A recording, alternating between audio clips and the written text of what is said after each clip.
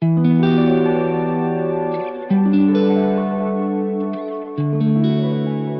you find it difficult to find inspiring and lush harmonies?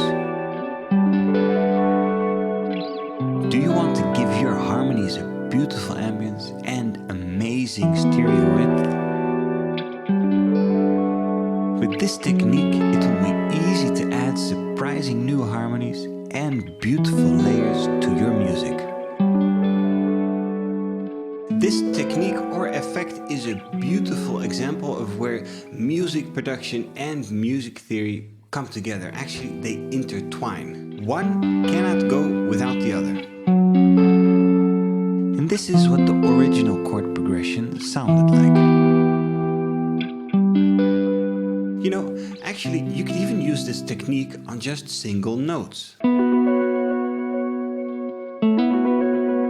And can you only use this on guitar? No, of course not. You can use this on any instrument that you like. The benefits of this technique is you create new tones and exciting chords, an almost reverb-like effect, and amazing stereo width. For this episode, I cannot really separate the music theory from the music production, but let's first dive into the music production and let's get creative. So here's my project where I've also already recorded the guitar part. I'm going to create this spacious multi-voiced effect by using two send tracks, and probably there's a plugin that can do all of this all at once. But I just feel that I have more control over the effect when I send it to two separate send tracks. So the first thing that I'm going to add is a pitch shifter to this. And I want the first pitch shifter to shift a perfect fifth up. And that will translate to 7 semitones. Now in the next effect slot, I'm going to add my favorite delay from Soundtoys, which, as you might know, is Echo Boy. It's going to be synchronized to the BPM of the track. Set it to 100% width. I want the rhythm to be a 16th note. I'm going to add some feedback so it sounds nice. Next thing is I'm going to add some saturation to the delay, and I'm going to set the mode to Memory Man. So now it sounds like this.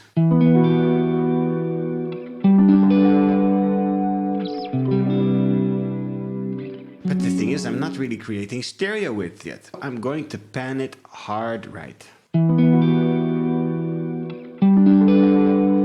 And now you can hear in the right speaker, you have this extra added tone. Off to the next one. So in the left track, I'm also going to add a repitch, but I'm going to set it to a major 9 up, or in this case, 14 semitones. Let's now also add Echo Boy with almost similar settings, but what I'm going to change is the rhythm. It's going to be a dotted 8th note.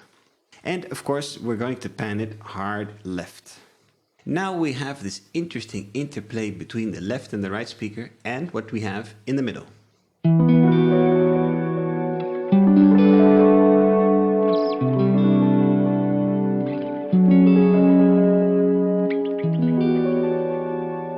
I really love that almost reverb-like sound. It's absolutely amazing.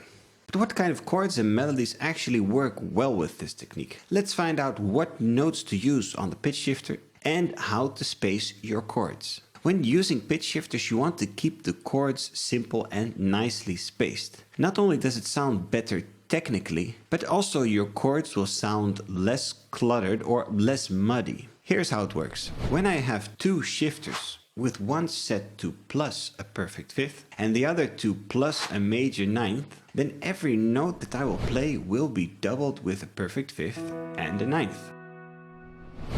Just look at how cluttered that would sound. That's why you want to open up the voicing a bit to spread out all the notes. So how do you choose what notes to set the shifters to?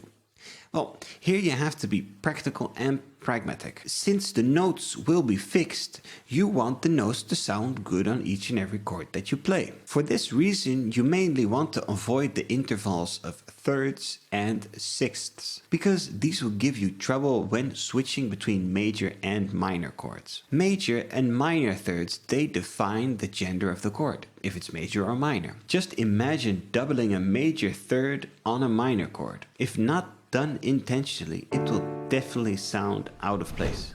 And what I did in this case, the perfect fifth has a very open sound, and also the major 9 has a very open sound. So these notes don't interfere that much, they just add color. And now you're ready to lay down some beautiful atmospheres and colors. So what do you think about the sound of these added tones?